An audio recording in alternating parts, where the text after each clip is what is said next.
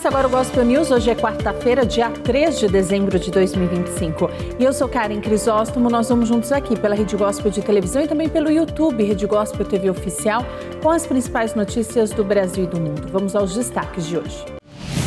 Gilmar Mendes restringe pedidos de impeachment contra ministros. Jornalista que ofendeu filha de Bolsonaro é condenada a 3 meses de prisão. Israel confirma a abertura de fronteira com o Egito para a saída de palestinos e diz que restos mortais entregues não correspondem a nenhum refém. Presidente da Assembleia Legislativa do Rio de Janeiro é preso pela Polícia Federal. Homem morre após ser atingido por barra de supino durante exercício. E ainda, Guia Michelin cria nova classificação dedicada ao mundo do vinho. Essas e outras notícias do Brasil e do mundo, agora no Gospel News. Boa noite. O ministro do Supremo Tribunal Federal, Gilmar Mendes, decidiu hoje que apenas a PGR, a Procuradoria-Geral da República, pode denunciar os ministros da Corte ao Senado por eventuais crimes de responsabilidade. O ministro também alterou o quórum necessário para a abertura do processo contra um membro da Corte. De acordo com a decisão do ministro Gilmar Mendes, somente o Procurador-Geral da República pode formular denúncia em face de membros do Poder Judiciário pela prática de crimes de responsabilidade. Gilmar Mendes escreveu que a intimidação do Poder Judiciário por meio do impeachment abusivo cria um ambiente de insegurança jurídica, buscando o enfraquecimento desse poder. Ele afirmou ainda que isso pode abalar a capacidade de atuação firme e independente da Corte. Segundo o ministro, isso se justifica porque os juízes, temendo represálias, podem se ver pressionados a adotar posturas mais alinhadas aos interesses políticos momentâneos, em vez de garantirem a interpretação imparcial da Constituição e a preservação dos direitos fundamentais. O deputado federal Carlos Jordi usou as redes sociais para criticar a decisão e chamou a decisão de verdadeiro golpe de Estado. O ministro do STF também alterou o quórum necessário para a abertura de impeachment contra os ministros. Agora a quantidade de senadores para votação sobe de 41 para 54. O PSDB anunciou que vai entrar com uma ação judicial contra o presidente Lula por conta do pronunciamento em TV aberta no último domingo. O partido afirma que o presidente usou a estrutura oficial do governo para promover a pré-candidatura à reeleição no ano que vem. Segundo o deputado federal Aécio Neves, o discurso de Lula não limitou a prestar contas ou informar, mas assumiu o formato de uma peça publicitária. O PSDB vai pedir ainda que o Partido dos Trabalhadores ou o presidente Lula devolva aos cofres públicos o dinheiro investido na transmissão. E o país pode acordar amanhã, quinta-feira, com uma das principais categorias em greve. O desembargador aposentado Sebastião Coelho e o representante da União Brasileira dos Caminhoneiros, Chicão Caminhoneiro, anunciaram a intenção de uma paralisação geral da categoria. Em uma rede social, Chicão Caminhoneiro anunciou que a possível paralisação pode iniciar nesta quinta-feira. Na semana passada, ele esteve no Palácio do Planalto para protocolar um documento informando sobre o movimento. Meus amigos caminhoneiros, irmãos caminhoneiros, mais um ato do dia 2 de dezembro de 2025. Estamos em Brasília, na companhia do desembargador Sebastião Coelho. Logo mais, na primeira hora da tarde, estaremos protocolando o movimento para trazermos a legalidade jurídica dessa ação que vamos iniciar a partir do dia 4 de dezembro agora de 2025. O Dr. Sebastião estará conosco, nos acompanhará. Teremos todo o suporte jurídico necessário para o ato e dentro da legalidade que a lei estabelece e com o apoio de todos vocês, certamente faremos um grande trabalho. Desembargador, é uma grata satisfação tê-lo conosco e vamos firmes, contamos sempre com o seu apoio. Bom, Chicão, eu agradeço a confiança do movimento, ter o meu apoio e estarei lá com vocês para dar a assistência jurídica que for necessária, não só agora, mas em todo o desenrolar desse processo. E eu creio que será um processo vitorioso para toda a categoria diante da pauta que vocês irão apresentar. Sem dúvida. Estamos juntos. Segundo alguns representantes da categoria, não se trata de um ato político ligado a qualquer ideologia partidária, mas sim de uma luta por melhorias para a classe.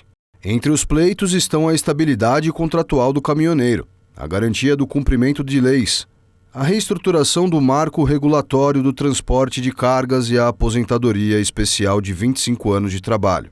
Mas a Confederação Nacional dos Transportadores Autônomos afirmou que não tem conhecimento sobre o movimento.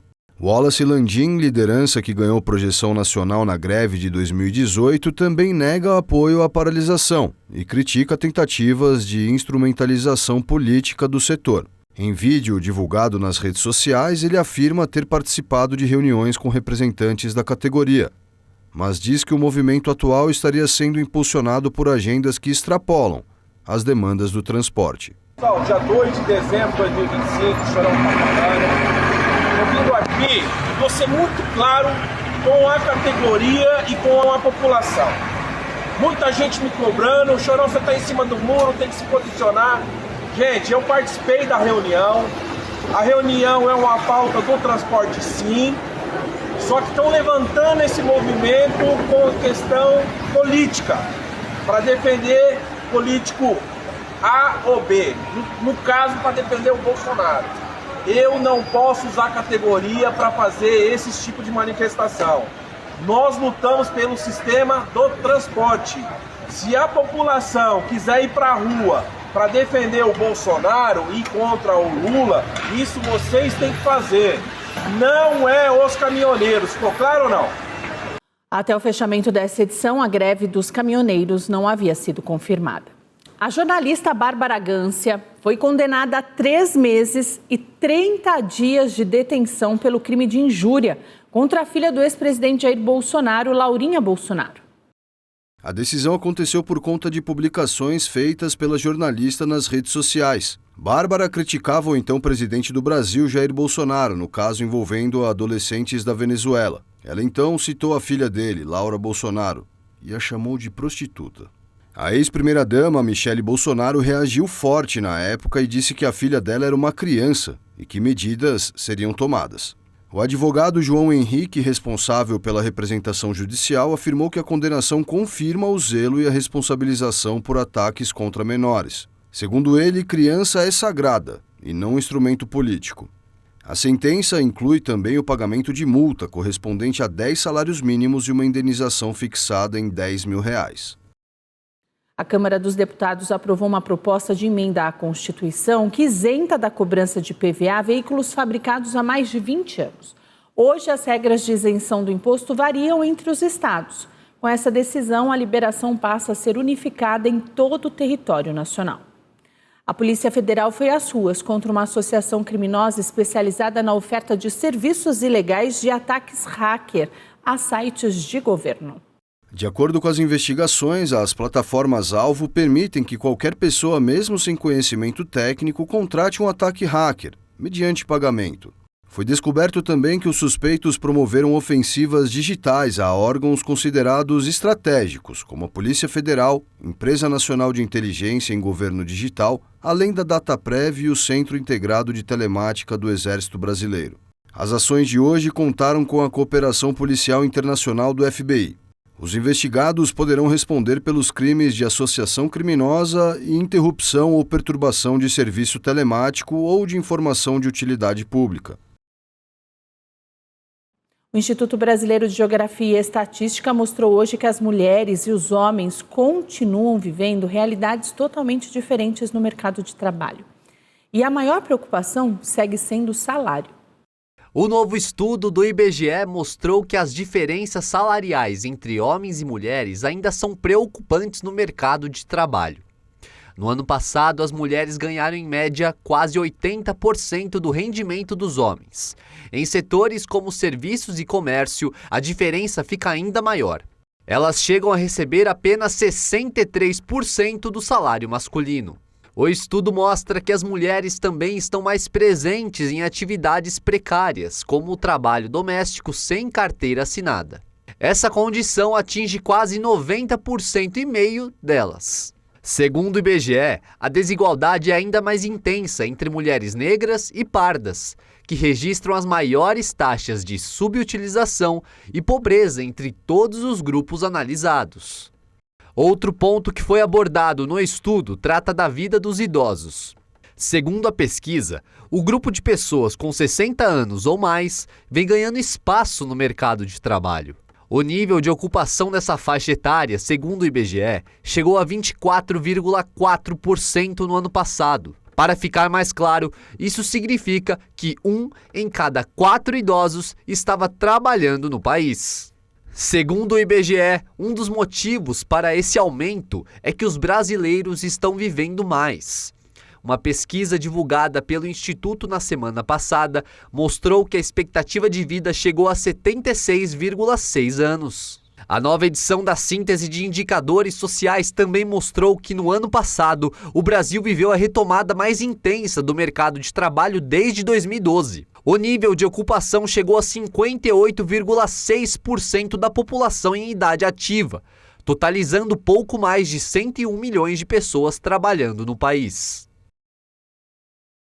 Israel anunciou a abertura da fronteira com o Egito para a saída de moradores da faixa de Gaza nos próximos dias. Os moradores da faixa de Gaza poderão sair pelo Egito nos próximos dias. Foi o que anunciou Israel nesta quarta-feira, como parte de uma medida prevista no Plano de Paz promovido pelos Estados Unidos. O órgão do Ministério da Defesa israelense, que supervisiona as atividades civis nos territórios palestinos, detalhou que a reabertura de passagem fronteiriça de Rafah vai ser realizada em coordenação com o Egito e a União Europeia. O exército israelense assumiu o controle do lado palestino desse ponto de passagem em maio de 2024, alegando que ele estava sendo utilizado para fins terroristas e para a entrada de armas. O local foi brevemente reaberto durante a trégua anterior entre Israel e o Hamas, que entrou em vigor em 19 de janeiro, permitindo a saída de pessoas autorizadas a deixar Gaza e a entrada de caminhões de ajuda humanitária. Rafah é um ponto crítico de entrada para caminhões carregados com medicamentos, alimentos e combustível. Por muito tempo, essa passagem foi a principal porta de saída dos palestinos de Gaza, autorizados a deixar o território, sob bloqueio israelense desde 2007. Em Genebra, na Suíça, a Médicos Sem Fronteiras alertou que centenas já morreram em Gaza, aguardando uma retirada da região para passar por tratamento médico. As últimas informações do Ministério da Saúde e da OMS indicam que 16.500 pessoas precisam de evacuação médica, o que não representa a realidade, e a nossa estimativa é que esse número deve ser de 3 a 4 vezes maior. Estamos falando apenas dos pacientes registrados para evacuação médica. Segundo a Médicos Sem Fronteiras, cerca de 8.000 pacientes foram retirados de Gaza desde o início do conflito, em outubro de 2023, destacando que há pessoas com diferentes questões médicas aguardando o momento de serem tratadas fora do território, como condições cardiovasculares, oncológicas, além de traumas ortopédicos, incluindo crianças. O governo israelense disse nesta quarta-feira que os restos mortais entregues ontem pelo Hamas não correspondem a nenhum refém da faixa de Gaza. O gabinete do primeiro-ministro israelense Benjamin Netanyahu anunciou nesta quarta-feira que os restos mortais entregues na véspera não eram de nenhum dos 2 reféns mortos que permanecem na faixa de Gaza. O comunicado divulgado afirma que após o processo de identificação realizado no Centro Nacional de Medicina Legal, foi estabelecido que os elementos fornecidos para exame não têm relação com nenhum dos reféns. A polícia israelense informou na terça-feira que havia recebido os supostos restos mortais de um dos 2 últimos reféns que continuam na faixa de Gaza. Os corpos do israelense Hang Vili e do tailandês Suditizak Rintalak ainda não foram devolvidos. Os integrantes do movimento islamista palestino Hamas sequestraram 251 pessoas em seu ataque de 7 de outubro de 2023, que desencadeou a guerra em Gaza. Após o cessar-fogo negociado pelos Estados Unidos, que entrou em vigor em outubro, os militantes entregaram os últimos 20 reféns vivos e, até o momento, 26 dos 28 mortos. O governo russo afirmou que nenhum compromisso foi alcançado sobre os territórios ocupados na Ucrânia após a reunião com representantes norte-americanos. O Kremlin declarou que nenhum compromisso foi alcançado sobre a questão-chave dos territórios ocupados na Ucrânia após uma reunião de cerca de 5 horas entre o presidente russo Vladimir Putin e o enviado americano Steve Witkoff. Houve alguns pontos em que podemos concordar e o presidente confirmou isso aos seus interlocutores. Outros pontos suscitaram nossas críticas e o presidente não escondeu nossa posição crítica, até mesmo negativa em relação a várias propostas.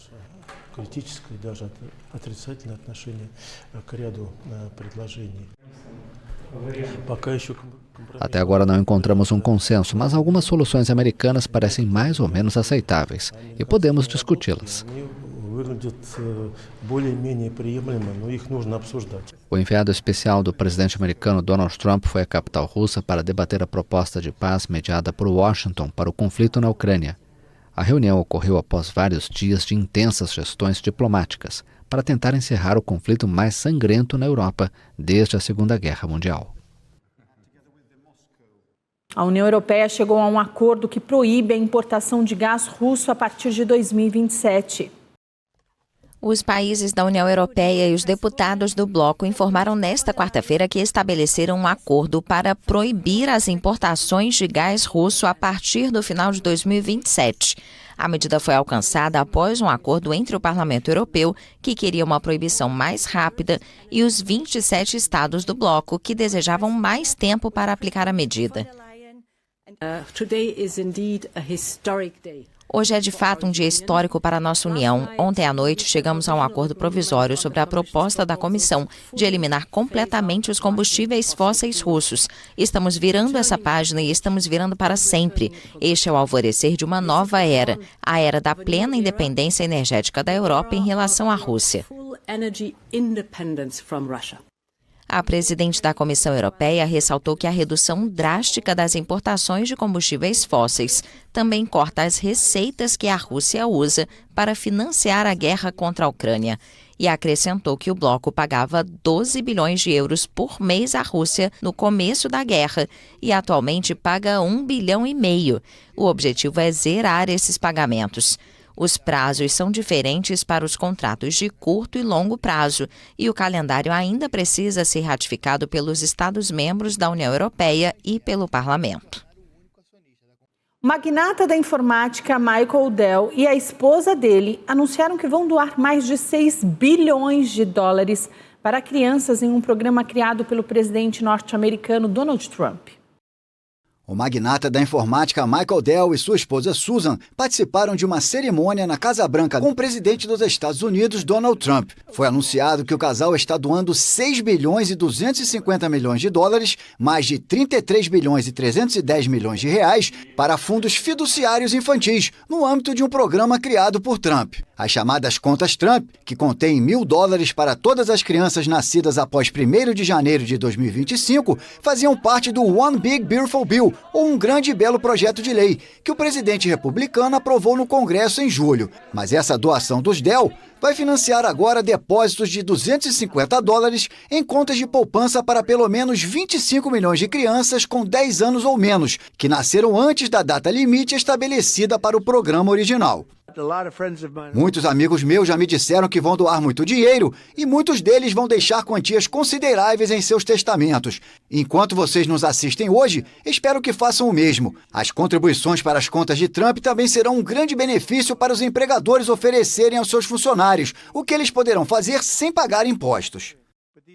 Trump explicou que essas contas vão acompanhar o desempenho geral do mercado de ações e serão propriedade privada integralmente controlada pelos responsáveis pela criança. E também afirmou que a doação de 6 bilhões e 250 milhões de dólares é verdadeiramente um dos atos mais generosos da história dos Estados Unidos.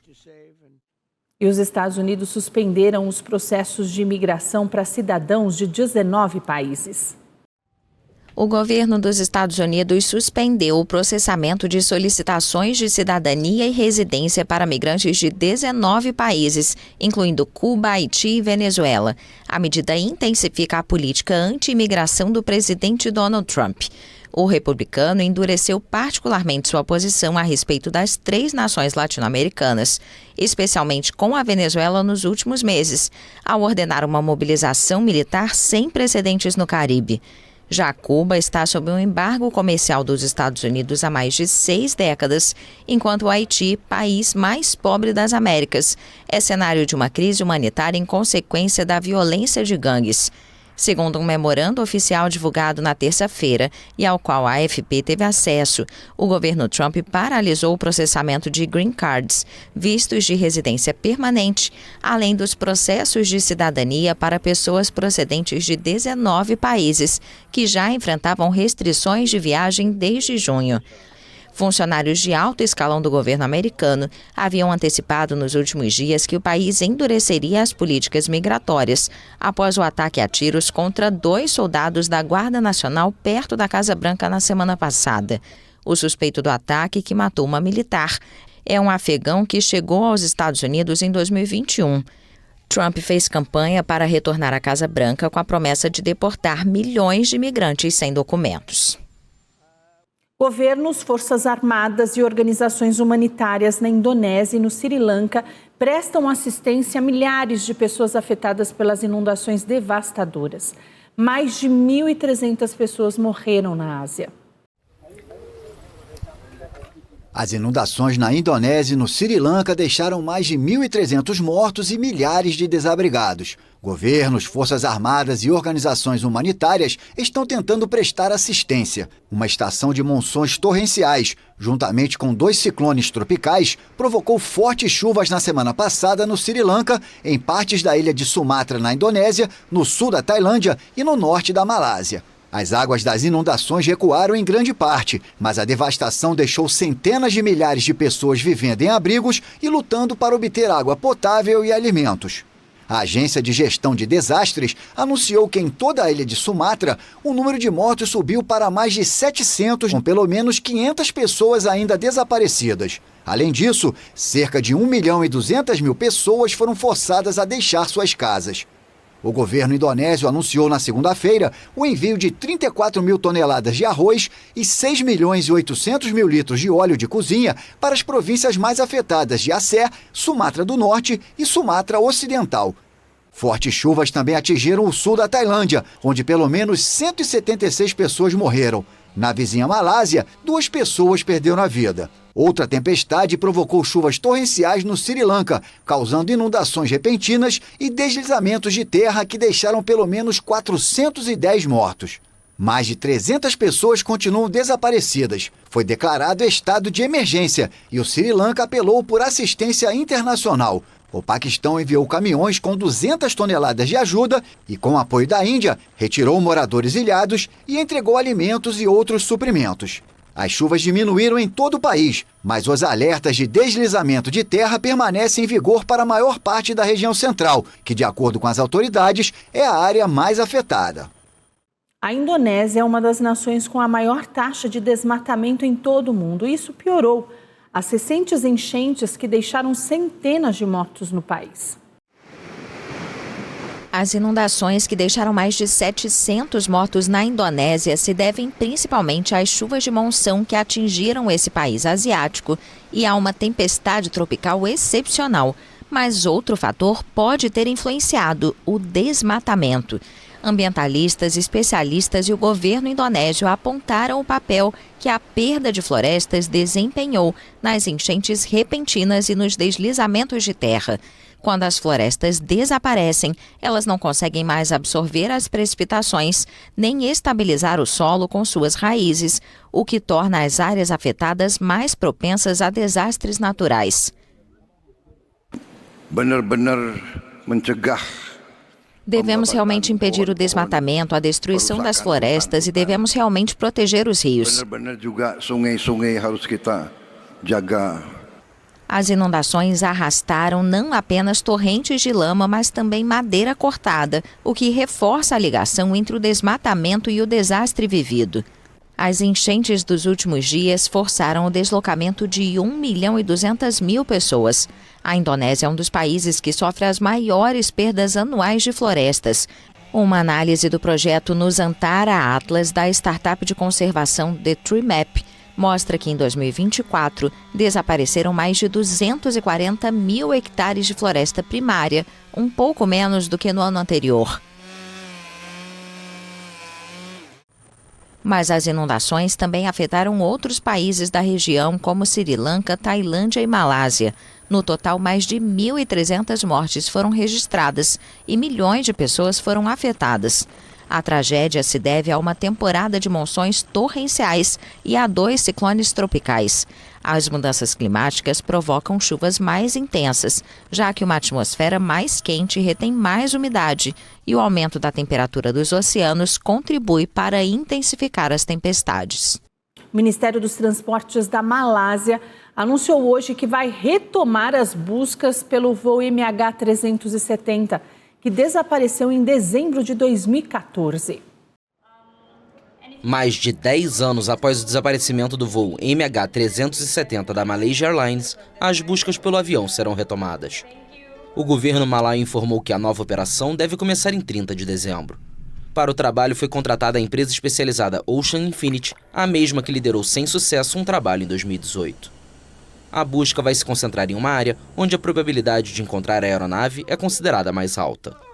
O Boeing 777, com 239 pessoas a bordo, desapareceu repentinamente dos radares sobre o Oceano Índico, em 8 de março de 2014. Especialistas acreditam que o avião desviou de sua rota e, após horas de voo, caiu no fundo do mar por falta de combustível. Apesar de anos de buscas, nenhum sinal do avião foi encontrado. Apenas alguns destroços chegaram às costas da região. A polícia da Nova Zelândia prendeu um homem que engoliu um pingente de ouro de 18 quilates avaliado em mais de R$100 mil. Segundo a fabricante, o item possui um esmalte específico e conta com 60 diamantes brancos e 15 safiras azuis. O homem será levado ao tribunal na próxima segunda-feira. E no próximo bloco, o presidente da Assembleia Legislativa do Rio de Janeiro é preso pela Polícia Federal. E homem é preso após tentar incendiar casa com a ex-mulher e crianças.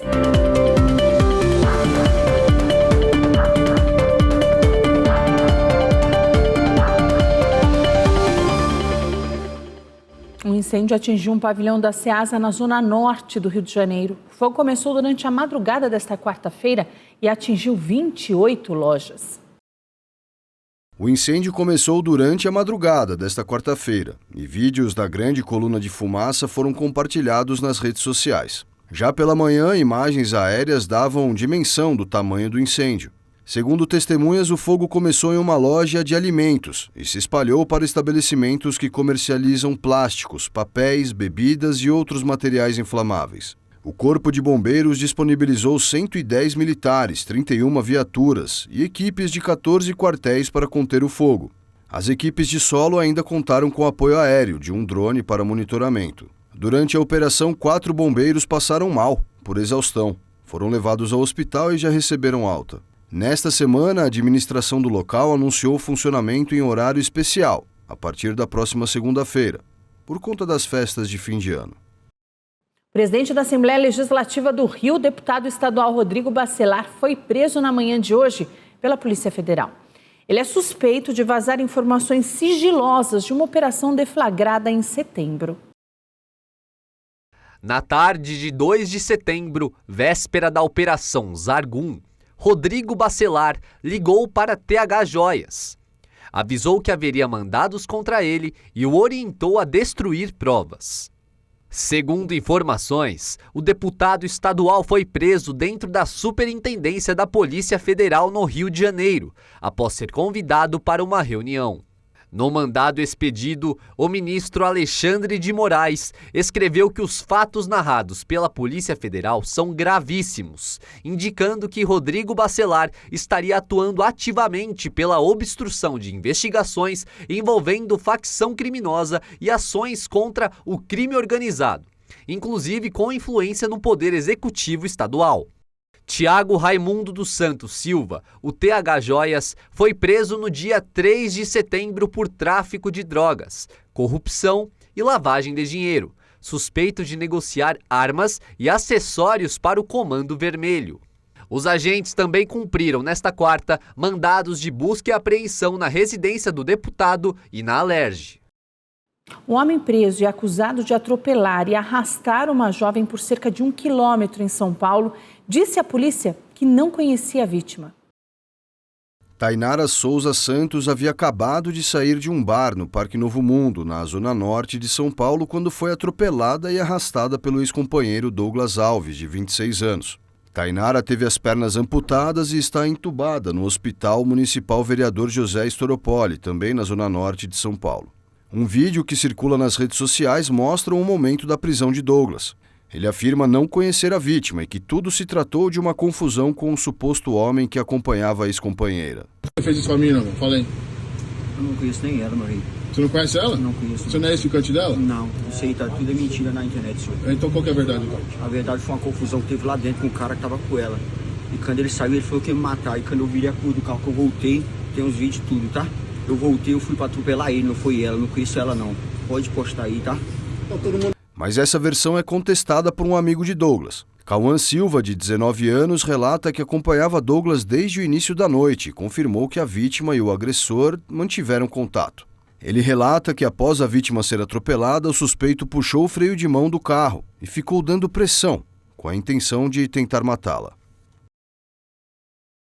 Um homem de 37 anos foi preso após enforcar e agredir uma mulher em uma rua do bairro Campos Elíseos, no centro de São Paulo. O homem foi capturado por câmeras de segurança do Smart Sampa e mostra também agentes da prefeitura socorrendo a vítima. De acordo com a Secretaria de Segurança Pública, ele estava sob efeito de drogas e admitiu o crime. Um homem foi preso em flagrante após tentar matar a ex-companheira colocando fogo na casa dela. Além da mulher, outras 3 crianças também estavam no local. Ninguém ficou ferido. De acordo com o boletim de ocorrência, o homem de 33 anos estava embriagado e teria surtado após a ex-companheira de 23 anos se recusar a ter relações sexuais com ele. Durante a discussão, o homem destruiu objetos, queimou roupas e tentou incendiar a residência com a mulher e as crianças ainda no local. O suspeito tentou fugir, mas foi capturado por agentes. O rapaz ainda foi encaminhado à delegacia de Buenos Aires, onde foi autuado por tentativa de feminicídio, ameaça e violência doméstica. Um homem de 55 anos morreu após ser atingido por uma barra de ferro durante um exercício em uma academia de Olinda, em Pernambuco. O acidente foi filmado por uma câmera de segurança e mostra o momento em que Ronald José Salvador começaria o exercício supino reto com a barra. É possível ver ele levantando a barra, mas logo em seguida o objeto escorrega da mão e cai sobre o peito dele. Ronald ainda se levanta, mas cai no chão. Um parente disse que a família procurou a academia para entender como foi feito o socorro à vítima, mas foi informada que apenas o laudo da necrópsia poderá esclarecer o que ocorreu. A RW Academia se solidarizou com o falecimento do aluno e disse que o ocorrido foi um acidente. A nota diz ainda que a academia reitera os sinceros sentimentos a toda a família.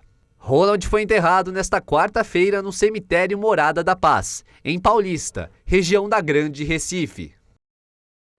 A Polícia Civil do Maranhão foi às ruas em uma operação contra investigados e condenados por crimes contra mulheres. A Operação Tolerância Zero cumpriu 46 mandados de prisão. 28 pessoas foram presas.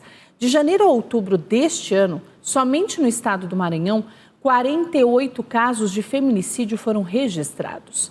E a seguir, a Austrália comenta a proibição de redes sociais para menores de 16 anos e nova categoria que será classificada pelo Guia Michelin.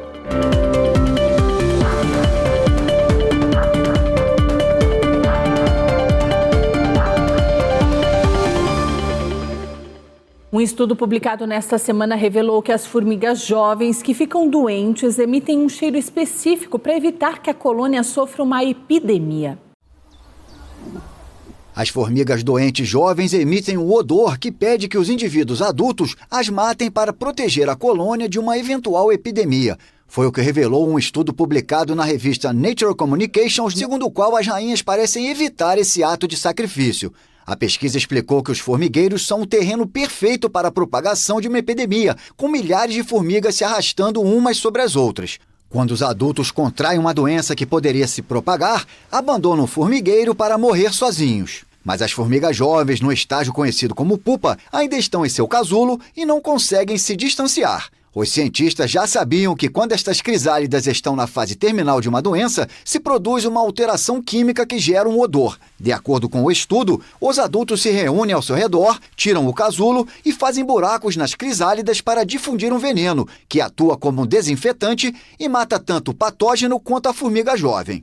Este estudo pretendia determinar se as formigas jovens tinham um papel ativo nesse processo, emitindo uma mensagem como "Ei, venha e me mate". Os cientistas comprovaram que as crisálidas doentes só produziam este odor na presença das formigas adultas como um sacrifício altruísta. Mas esta iniciativa autodestrutiva não se aplica às rainhas em estado de crisálida. Se estão doentes, não informam a comunidade.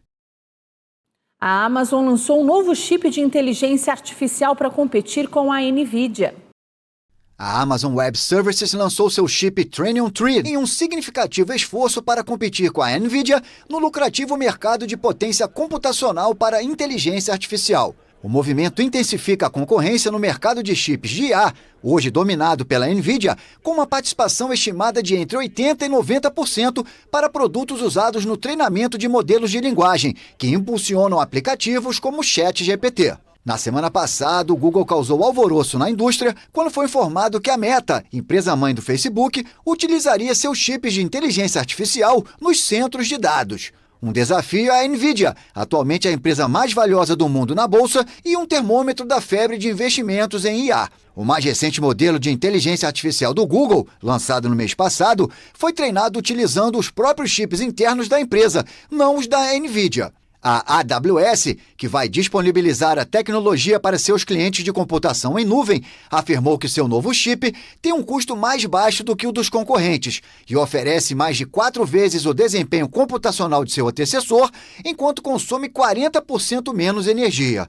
A Amazon Web Services garante que seu chip pode reduzir o custo de treinar e operar modelos de IA em até 50%, em comparação com sistemas que utilizam unidades de processamento gráfico equivalentes, ou GPUs, principalmente da NVIDIA. O governo da Austrália afirmou que a proibição das redes sociais para menores de 16 anos busca salvar os jovens do purgatório. O YouTube, que é a empresa de vídeos da Google, disse que a restrição deixa as crianças menos seguras. A iminente proibição de redes sociais na Austrália vai proteger os menores de 16 anos de serem arrastados para um purgatório online. A afirmação foi feita nesta quarta-feira pela ministra das Comunicações, Anika Wells. Em uma semana, a Austrália se tornará o primeiro país do mundo a proibir menores de 16 anos de terem contas em redes sociais. Com uma única lei, podemos proteger a geração alfa de ser sugada para o purgatório pelos algoritmos predatórios, descritos pelo criador do recurso como cocaína comportamental. A plataforma de vídeos YouTube criticou nesta quarta-feira a proibição australiana e classificou a disposição como apressada e não realista. Em um comunicado, a gerente de política pública da plataforma, Rachel Lord, afirmou que a lei fará com que as crianças australianas estejam menos seguras no YouTube. A partir de 10 de dezembro, pessoas com menos de 16 anos estarão proibidas de acessar algumas das plataformas mais populares de redes sociais e sites, como Facebook, Instagram e TikTok. O YouTube, um dos sites mais visitados do mundo, seria originalmente excluído da proibição para que os menores de 16 anos pudessem acessar vídeos educativos, mas o governo australiano voltou atrás.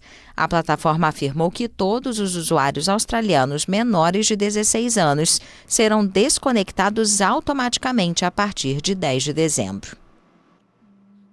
Crianças palestinas contam com uma terapia muito diferente para tratar os traumas da guerra. Os menores usam óculos de realidade virtual para explorar um novo mundo. Dentro de uma tenda branca em Al-Zawaida, no centro da faixa de Gaza, 5 crianças conversavam animadamente, imersas em um mundo virtual. Os menores, um deles em uma cadeira de rodas, moviam a cabeça para explorar o novo entorno que vem através de seus óculos. Paisagens verdes, praias tranquilas e cidades seguras. Nós nos sentimos confortáveis aqui, nós gostamos, e através disso entramos em um jardim, entramos em espaços com animais e experiências semelhantes. É legal. É a cura por uma realidade recriada.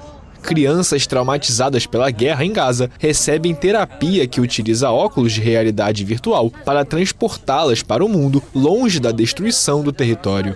De acordo com profissionais da área, a experiência pode dar resultados positivos mais rápido do que as técnicas tradicionais. Hoje somos capazes de projetar por meio de programadores jogos que têm objetivos terapêuticos, preventivos e de desenvolvimento, visando capacitar a criança ou ajudá-la a gerenciar e melhorar sua vida. Esses métodos provaram ser eficazes ao longo de um ano, enquanto trabalhávamos com muitas crianças usando essa tecnologia, fossem elas amputadas devido à guerra, feridas ou expostas a eventos muito traumáticos. Uma frágil trégua entre Israel e o movimento islamista palestino Hamas foi estabelecida no território desde 10 de outubro. Segundo Abdallah Abu Shamali, supervisor de saúde mental, os óculos de realidade virtual oferecem mais do que uma simples fuga para o caos instaurado. As pessoas em Gaza não pensam apenas em comida e bebida. Elas pensam em como inovar e acompanhar o mundo. Apesar de nossos recursos muito limitados e de todas as circunstâncias difíceis de guerra, ainda somos capazes hoje de fornecer esse serviço simples às nossas crianças que sofreram traumas severos, por meio de jogos inovadores ou, digamos, técnicas terapêuticas inovadoras usando realidade virtual. As sessões de realidade virtual utilizam programas desenvolvidos especificamente para crianças traumatizadas, levando em conta sua condição física e psicológica para ajudá-los a reconstruir percepções positivas do mundo. A Organização Mundial da Saúde afirma que as feridas causadas por conflitos têm um grande impacto mental e que os sobreviventes carregam diversos traumas, como o da perda. Depois das estrelas para os restaurantes e das chaves para os hotéis, o prestigioso guia francês Michelin se prepara para classificar o mundo do vinho. O diretor internacional dos guias Michelin, Gwendal Poulenec, anunciou uma nova classificação dedicada ao mundo do vinho. Famoso pelas estrelas para restaurantes e chaves para hotel, o guia abre um novo capítulo para oferecer um novo referencial para celebrar os talentos vitivinícolas. A nova distinção terá 3 níveis: vinhedos de grande qualidade, os considerados de excelência e os produtores excepcionais. Além disso, assim como acontece com os restaurantes e hotéis, haverá menção aos recomendados. Para estabelecer esta hierarquia, serão avaliados 5 critérios: a qualidade da agricultura, reflexo do trabalho no vinhedo, o domínio técnico na adega, a identidade do vinho, seu equilíbrio e constância ao longo de várias safras. De acordo com Poulenec, especialistas do renomado guia gastronômico visitarão os vinhedos para as avaliações, o que garantirá independência. As primeiras avaliações vão ocorrer nas regiões de Bordeaux e Borgonha e serão divulgadas em 2026, durante 2 eventos cujas datas ainda não foram reveladas. Nos próximos anos, o guia planeja estender a seleção a outras regiões da França e do mundo. E olha só, daqui a pouquinho o Flamengo entra em campo contra o Ceará pelo Campeonato Brasileiro e com uma vitória simples pode levantar a taça do campeonato. O time chega animado para a partida após a conquista da Copa Libertadores da América no último sábado. A bola rola às 9h30. Amanhã a gente traz todos os detalhes. O Gospel News desta quarta-feira fica por aqui. A todos vocês uma ótima noite. Amanhã, a partir das 7h, nós estamos de volta com as principais notícias do Brasil e do mundo. E até lá, você fica muito bem informado no YouTube, Rede Gospel TV Oficial e também no Spotify, Gospel News em 3 minutos. Uma boa noite para todos vocês e até amanhã.